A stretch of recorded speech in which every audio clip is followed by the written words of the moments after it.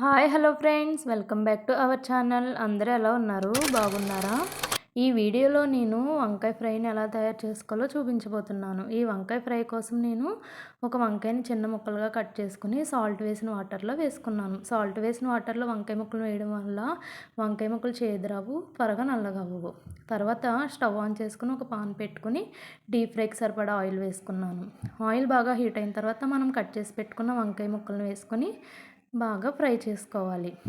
ఇలా golden brown వచ్చేంత వరకు ఫ్రై చేసుకున్న తర్వాత తీసుకొని పక్కన ఒక ప్లేట్లోకి పెట్టుకోండి.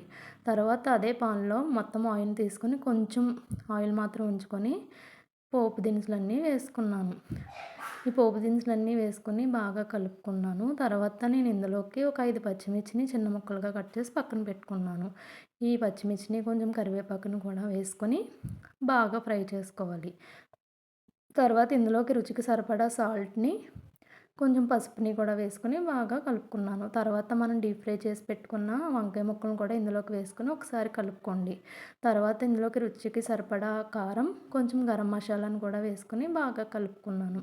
తర్వాత ఒక 2 నిమిషాలు ఉంచి స్టవ్ ఆఫ్ చేసుకోవడమే. అంతే, ఎంతో రుచికరమైన వంకాయ ఫ్రై రెడీ. ఈ వీడియో మీకు నచ్చినట్లయితే ఒక లైక్ చేయండి, షేర్ చేయండి, సబ్స్క్రైబ్ చేసుకోండి.